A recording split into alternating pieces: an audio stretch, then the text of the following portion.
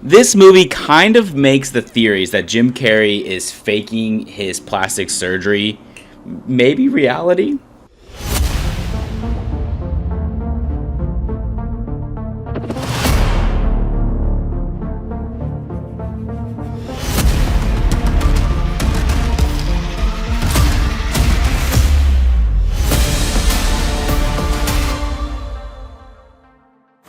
Welcome back, ladies and gentlemen, to the Clean Slate Video Club. I am one half host here with Daniel Garza. We should start coming up with like alter egos that look different. Like Wetzel is a person that looks different. Like we should get like Moose, and then is just Dead like a Moose.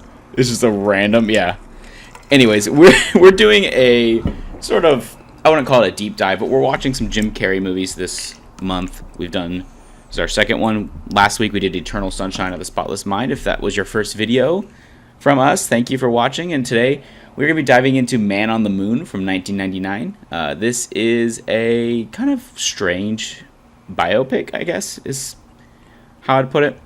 Starring, of course, Jim Carrey as Andy Kaufman. And yeah, let's hear that logline. All right. And guys, if you haven't yet, do yourself a favor. Go subscribe. And comment. I don't know why you haven't, but go do it. Okay. Tell us how you ready for this stupid logline? and ugly we are. Yeah, let's hear it. Okay. The life and career of legendary comedian Andy Kaufman. Is that the logline? That's the logline. Okay. I mean, I guess if you know who Andy Kaufman is. IMDb's logline. So, I mean, Okay. I don't. That's all I read, though, to get kind of base prepped on this movie. Is that all the knowledge you knew? You knew Jim Carrey and some dude named Andy is part of this. I can read.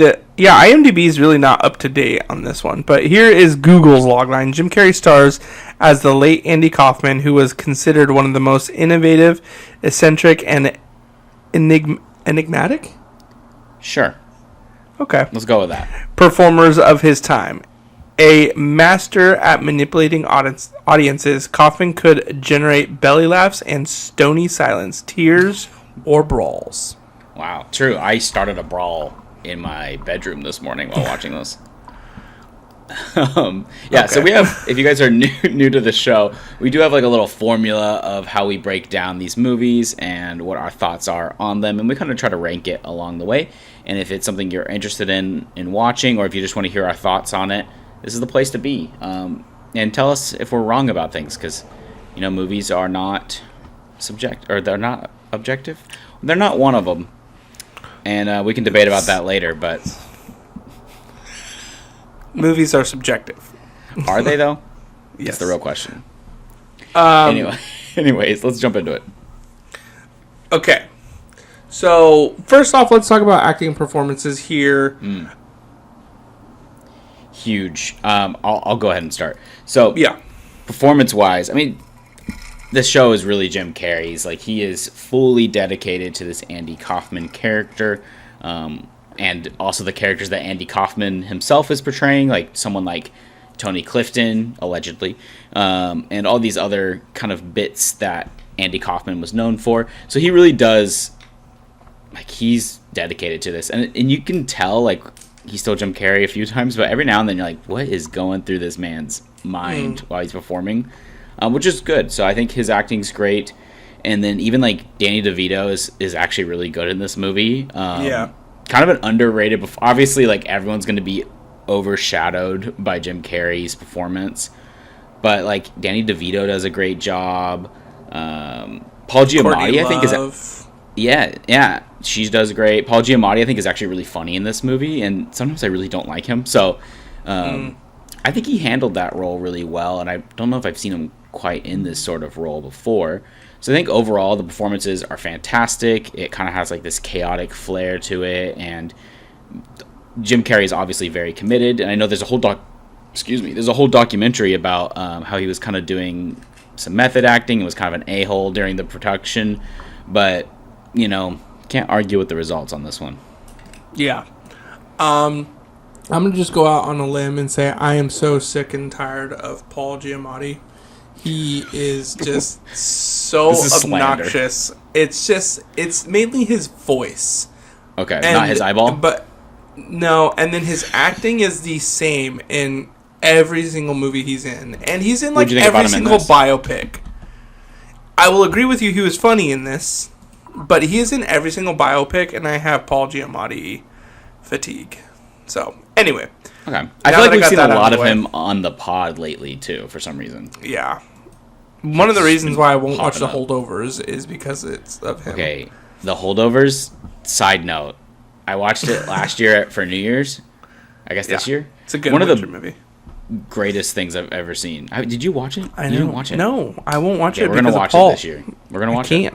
I can't do it. Make you watch it. It's so good. Anyways, there is something satisfying about Jim Carrey's acting. I don't know what it was. I mean, maybe it was just the commitment to like chaos in this movie, but it was so good. And the first part that gets me is like, because I wasn't like I was kind of waiting for a little bit of like, okay, when's this going to be funny, or what's the point here?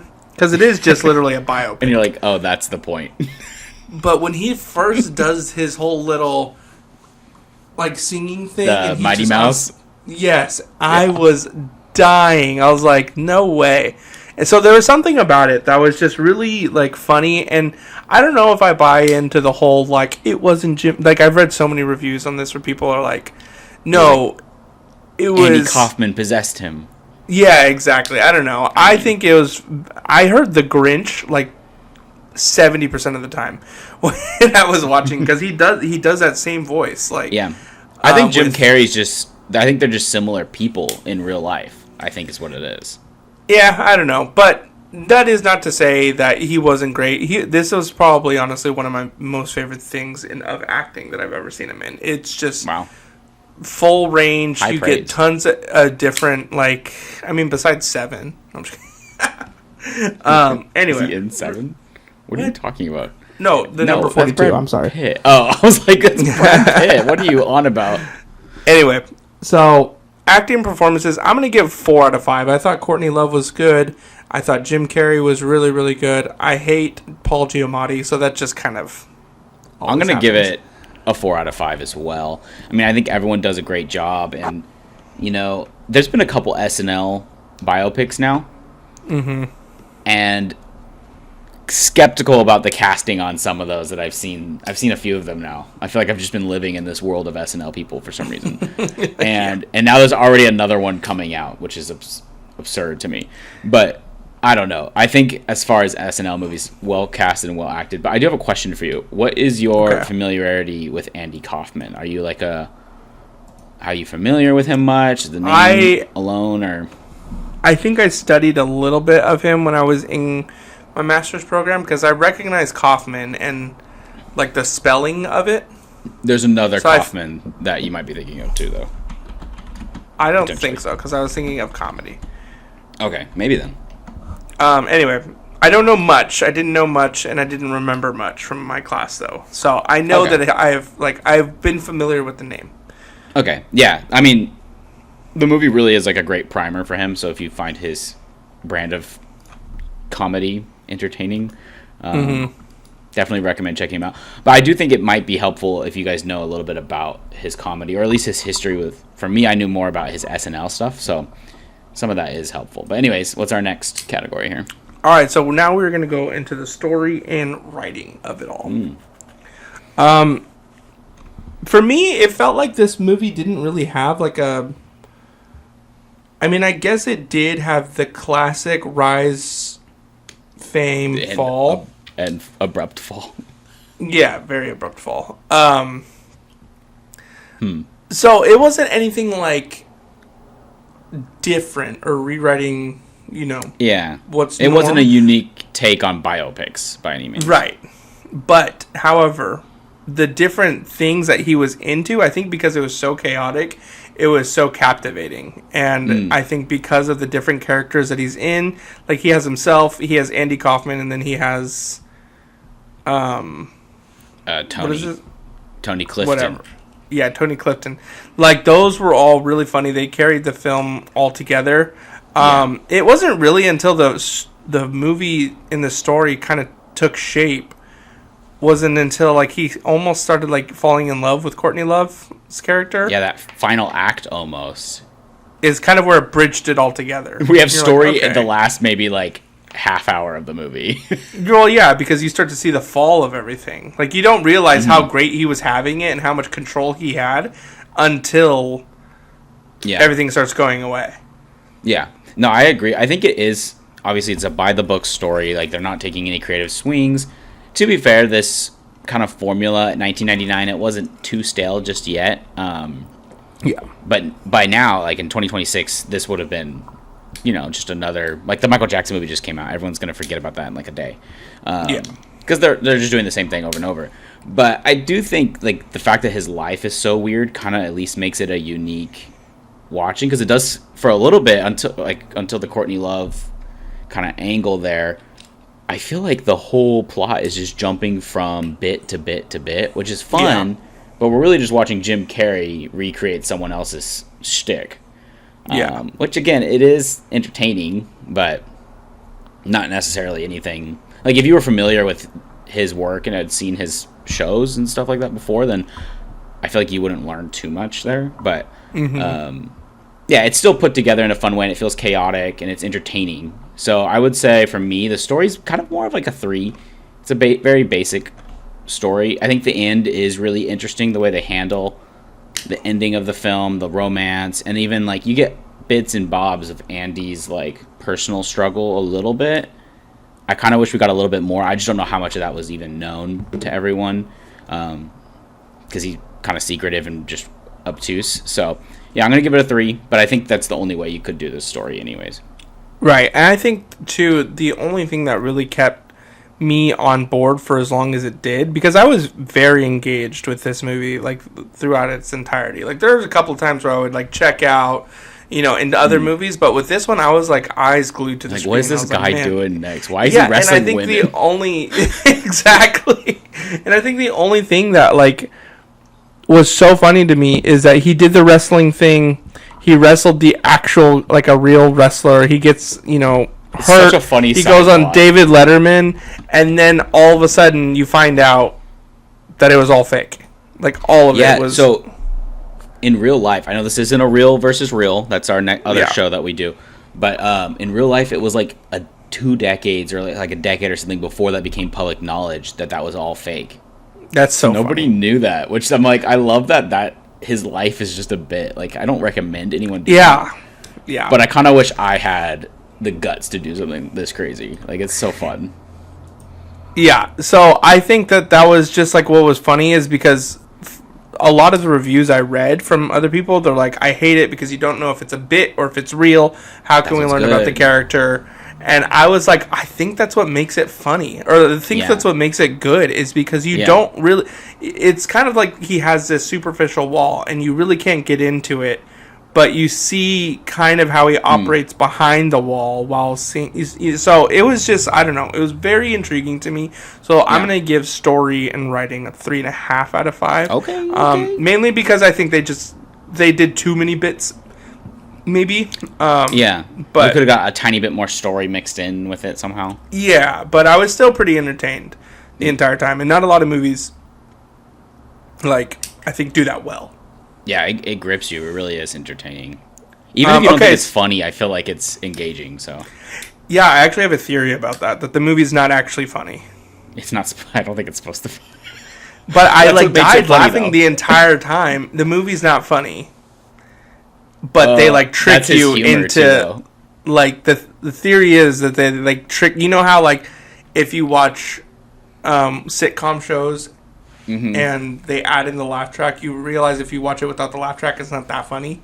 Yeah. I think that's similar to this movie here. But when he's, like... When they stage the fake fight on SNL, that is so funny to me. Because I'm like, I can't believe he actually I still couldn't figure that out if that one was real or not. I looked it up. Mostly fake. Slightly real. It just depends who you were, if you knew about it or not. Well, because they said that, but then on camera, he was like, no, they told me to say that. And I was like, wait, what? I think that was him amping up the bit even more, which makes it so funny. That's insane. I love that. Okay, so cinematography and visuals here. I don't think there's anything crazy to write home about. I mean, unless I'm missing something. No, I think it's pretty standard. There's a couple cool like shots here and there, but nothing too over the top. It's very standard. So I would just say 3.5 because it's not egregious, but it's not also like the most amazing thing I've ever seen visually. Right. Yeah, I'll go 3. There's nothing crazy here. Editing and pacing, I'm going to go 4 on editing and pacing. I thought this movie was really well paced. Besides like maybe the first 3 or 4 minutes of the movie. Yeah. Like by the time he's getting fired from his first show business gig, like the movie picks up from there and you don't really get a time settle. Yeah, I think the pacing is really good. Like even like in the slower moments, like when he's just like away at like a Buddhist retreat or whatever, like it's still pretty like we said, it's a very engaging film, very entertaining. So I think pacing wise, no complaints. I guess I'd have to go 4, maybe 4.5 because sometimes biopics get kind of boring in the middle. That's very true. Boring in the middle. I think it got better in the middle. True. So, and in the end, when things are slowing down, you kind of get like this like warm and fuzzy feeling, which is, I guess, the writing manipulating you, because this guy's technically a a-hole a little bit, I guess. But yeah, I don't know. I think it's great pacing. Okay. All right, now for the last for the last part, we have emotional impact. How did this affect you? Overall thoughts. Maybe we should just change this to overall thoughts. Yeah, let's call it overall thoughts. Overall, I really enjoyed this movie. I loved learning more about Andy Kaufman. I would love to explore his story more, just like in my free time. Maybe like I want to watch the documentary about Jim Carrey that came out, and then also just like look up more things about Andy Kaufman. So I think overall impact, I'm a fan of this guy now. I know obviously the movie's not going to be 100% accurate or anything like that, but yeah, I really enjoyed this movie. I even felt a little emotionally impacted at the end. I didn't cry or anything. I thought I was for a second, but like when it's when Tony is performing at the end, and I was like, oh, I love that idea that like even if you die, if someone keeps the bit going, like you're still around technically, right? Yeah. So I don't know. I think that's just kind of a fun theme. The movie doesn't play that up too much, but just the right amount that I was like, oh, I love that. So yeah, what are your thoughts? For me, I think this movie directly affected, like, I feel like I almost related to this movie too much, because that is often my life, is I will be doing like a bit and I'll go too far and then people won't believe me, or I'll just go to the point of just being an asshole and then people are all like kind of like experienced this. Like you personally, or you with me? Both. Well, okay, yeah. So anyway, our parents thought we were gay lovers for a while, so I mean, and they still think we know. They still do. Anyway, so there's a moment where I was hardcore like relating with this guy, and then also being like, but amp it up, because what was it where he quoted something that I loved when he was just like, it's like almost like life is too boring to just like live a mediocre, like just live in the like. Don't take it so the wild imagination of what you can, conjure up. And that was just what's fun. It's just like, like why not have fun? Well, that's like when I was gonna say that's like when Danny DeVito's character comes to the back and he's like, "This isn't funny to anyone," and he's like, "Well, it's funny to just the two of us at least." Yeah. So I'm like, okay, which is this podcast. Understand that. Yeah, our two viewers that probably think it's not funny. Anyway, so I think that's what I think emotionally I was very tied to this guy too, because like if you're gonna do it, and so we're gonna stage our deaths, right? Yeah, exactly. And that's something that I did read that I didn't really pick up on, that they kind of did at the end, was that a lot of people, when Andy Kaufman died, they thought it was a bit. Yeah, isn't that crazy? And some people like still at the funeral were like, this isn't real. In the movie, it kind of like doesn't so much play into that. They do like the skepticism of him having, lung cancer, but at the end of it, like I read that there was more skepticism about if he was even dead. Yeah, I mean, so the guy who or Paul Giamatti's character, Bob, Muda, I don't know how you say his last name. He recently, I guess that was like maybe 10 years ago, so not that recently, but he went on a podcast claiming like, oh yeah, it's a hoax. He's not dead. But we know that he's probably out there playing Tony whenever Tony made appearances. Right. So it's a whole thing. So it's like, even in death, it's like still a bit, which I think is fun. I think the LA coroner actually released his actual death record, which kind of takes away the fun a little bit. But yeah, he could be out there, man. Like, listen, guys, stop. He is dead. It would be really funny if he came out like later on and was like, "Hey, I'm back." Like, okay. Anyway, guys, well, that is gonna do it for Man on the Moon. I don't actually know why it was called Man on the Moon. It's referencing a song that is about Andy Kaufman, I believe. The song at the end of the movie. Oh, okay. He acts like a man on the moon. Yeah, it's an REM song. So it refers to the moon landing conspiracy, but it's also talking about Andy Kaufman. Oh, that's pretty smart. Oh, like he's a conspiracy. Like he isn't dead, but his whole life has been fake. So crazy. Anyway, guys, can he even die if he's never been? That is Man on the Moon. Go check it out. It is a rental movie only, right? Yes, I paid $3 to watch this. Yeah. Anyway, so guys, go check it out. I think it's actually better than Eternal Sunshine of the Spotless Mind. I think it's way more interesting. I mean, Eternal Sunshine, I think, is more of a crowd pleaser, though. Well, yeah, it won an Oscar. Yeah, I think it's going to be more enjoyable for most people. This will not be anyway, for a lot of people. That's true. I enjoyed it more than Eternal Sunshine. So let us know which more of a serious kind of role do you like better from Andy Kaufman? Jim Carrey. Anyways, guys, that is going to do it for the end of our Jim Carrey April. Are we in April? Yeah, we're in April. So guys, stick around though, because we got our Real versus Real coming next week, and we're so excited to talk about this one because it's honestly one of my favorite movies, and it's actually known for one of the most accurate movies of... Or is it that accurate? Ever depicted on film. The Zodiac, everybody. That will be next week for our Real versus Real. We're so excited to discuss it, and it's actually, Carson, you're the one discussing it. So yes, sir. All right, well, I hope you're ready. I'm deep in the trenches. We're recording it in 5 minutes. All right, I'm Jake Gyllenhaal now. Peace. We will see you next time. Be kind, rewind. Peace.